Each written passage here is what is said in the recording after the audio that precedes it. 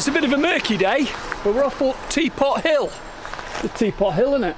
Teapot Hill. Teapot Hill. Why is it called Teapot Hill? Because it's full of teapots. Because it's full of teapots. Let's check it out.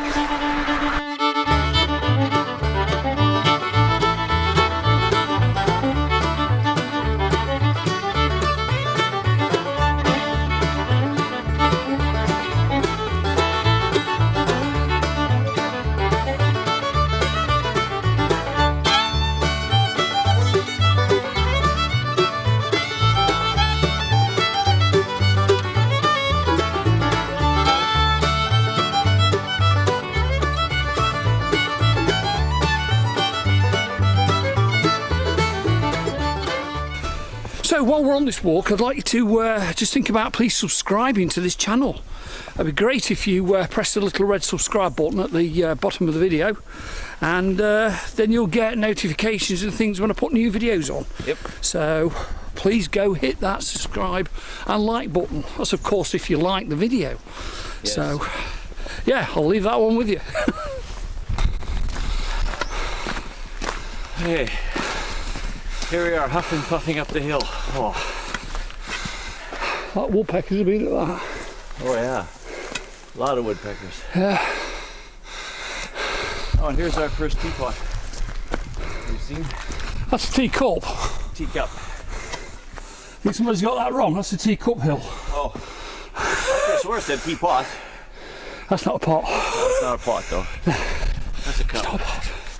So this is a trailhead to Teapot Hill. Teapot Hill, not Teacup Hill. Yeah, and this is where it's near Cultis Lake, isn't it? Yes, we're right beside Cultis Lake.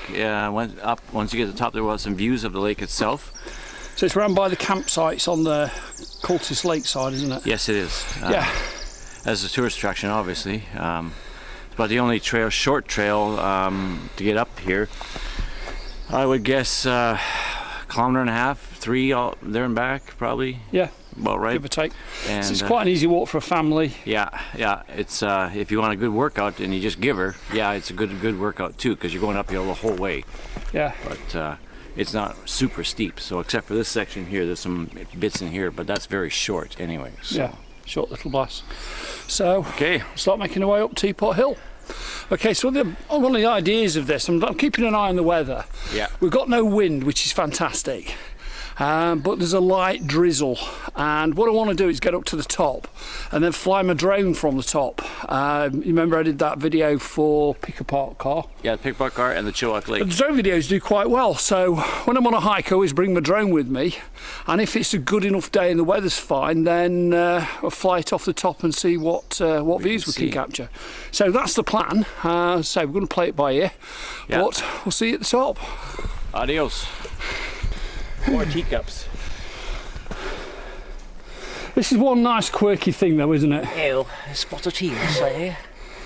This is for midgets, obviously. And this is for a bigger midget. That's Frank's woefully poor Mary Poppins type English accent. Touch of tea there, with the finger up, of course. Ew, it was delish, kind of like cedar. But it's kind of nice, these little walks, people come spend the time and put these quirky little things on here. I find it quite good. Yeah, it's oh, here's a teapot. There's one. There's one. Oh, a neat teapot too. It's quite a nice teapot, that.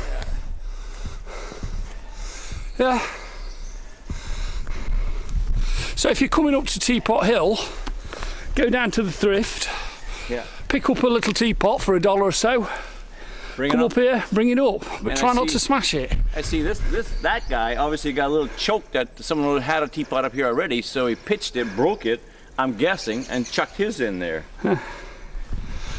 He's invaded the teapot. Battle of the teapots. Ew, I've got a better teapot than you. Bigger one too. There's another one there, I think. Blue. Is it? Something blue there. Oh, it's a teapot. Oh, a little tiny teapot. Little tiny teapot. I guess that's the other thing, you can write on it. Emma, Caleb, Andrew, Jen and Tim. Yeah, and the time you came and visited Teapot Hill. That's it. Yay! There's two there in that stump, and over to the right's another one. And there's a cup here, down here. We passed at least 3 other teapots so far that we haven't taken pictures of. There's one little thing I do wonder about this though. What? It's actually a form of litter. It is actually litter. And it sounds quite quirky, but on the other flip side of it, because as soon as these fill up with water, rainwater, They freeze and then break. they freeze or break and shatter. Yeah, which could have been what happened to that one I was holding earlier. Yeah. Very possible.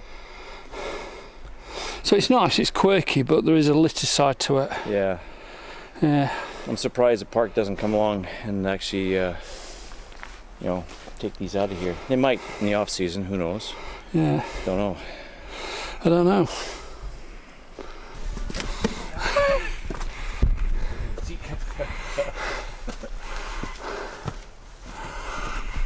I think Frank's had him too much tea. He's stumbling and fumbling all over the place.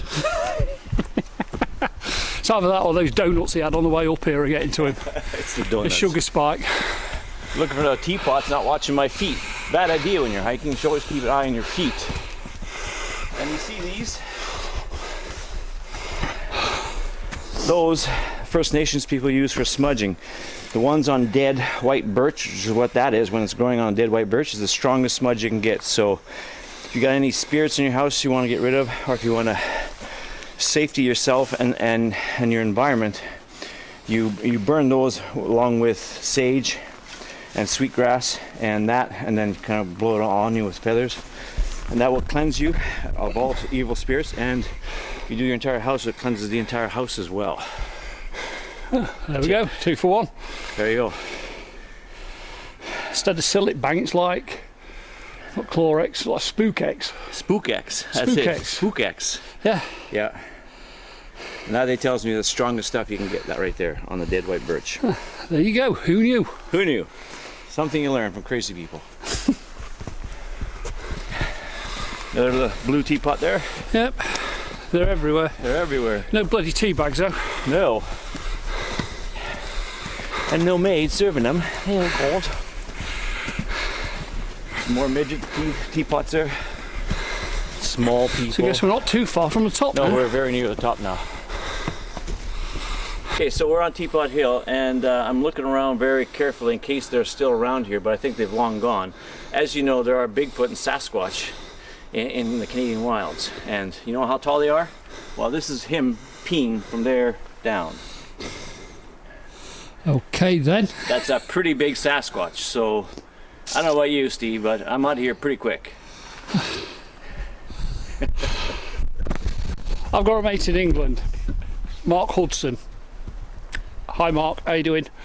And he loves Sasquatches, the whole thing about Bigfoot and Sasquatch. So yeah, that one's for you, Mark. Yeah. Yeah, the Sasquatch Tiddle Tree. Yeah, exactly what that is. You run across these quite often on the trail up here because it's a rainforest, slugs. And I'm not talking little garden slugs, I'm talking big slugs. If you see the size of that thing. It's quite pretty, isn't it? Yeah, he is. This one's quite pretty. He's looking at my finger. He's going to make a move to bite it, and he should reach it in about 2 months. Is that one of those slugs when you touch it, the slime, you can't get rid of it? Yeah, it takes quite a while to get it off. Yeah. That's why not, you know, that's one of its defenses is the slime. Yeah. And the slime that it produces also is what dissolves the stuff that it eats. So Yeah, it's really weird. You get the slime on your hands if should you pick them up. yeah.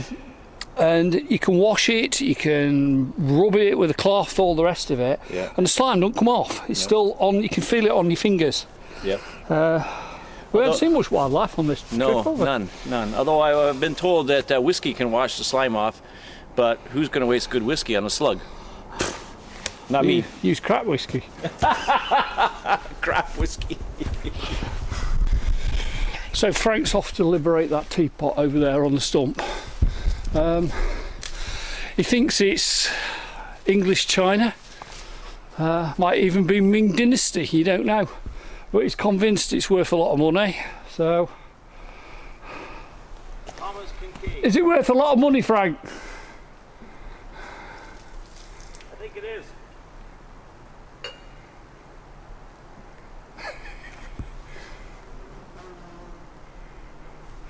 IKEA. Thomas Kincaid. It's what? Thomas Kincaid. Thomas Kincaid, Oh, English, but it's made in China. and it's Thomas Kincaid. Yeah. Is it worth any money, Frank? Oh, I don't think so. It might be. I will check it out. And if it's worth a lot of money, I'll come up here in the middle of the night in the dark, flashlight on, and I'll be rich beyond belief. Yes. In the meantime, he's just put his fortune back on that stump. It's Thomas Kincaid, Ming Dynasty, made in England, China teapot.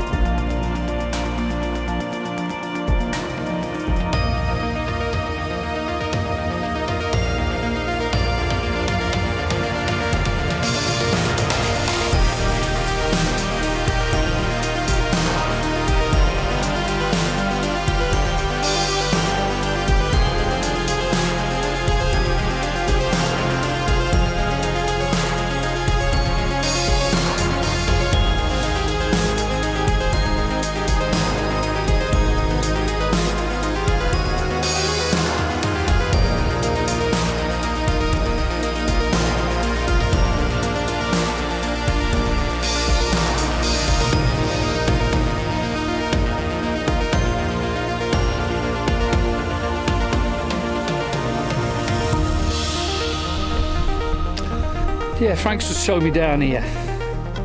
Top of Teapot Hill.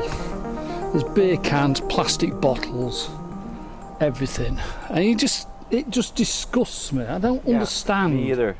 You come out to nature and you get drunk or you have a few drinks, but you throw your cans down the slope. Yeah, what's the point? You come out to see beauty, and then you leave all your crap. I don't get it. It's like there's a brain disconnect. Yep. Yeah. So when we first came up here, we liked the idea of teapots being a bit quirky, but then kind of coming up here and seeing how many are broken and all the cups kind of smashed, because again, that's what I was saying earlier on, they fill up with water, it freezes and they crack open. Yeah, in the winter time they're gonna. So then you just have a load of broken pottery kicking about. So it's nice and quirky and funny, but then equally, It's got a metal one like that. that's a nice one. But equally, it's kind of litter. Yeah, not to labour the point, but this probably water's done that. As I say, gets in, freezes, breaks it wide apart. So then you've got a hill that's littered with sharp, broken crockery. So, oh well. But as I say, comment below and tell me whether it's a nice thing or a bad thing. I don't know. Let's get a conversation going about Teapot Hill. So while we're on this walk, I'd like you to just think about please subscribing to this channel. It'd be great if you press the little red subscribe button at the bottom of the video, and then you'll get notifications and things when I put new videos on. Yep. So please go hit that subscribe and like button. That's of course if you like the video. Yes. So yeah, I'll leave that one with you.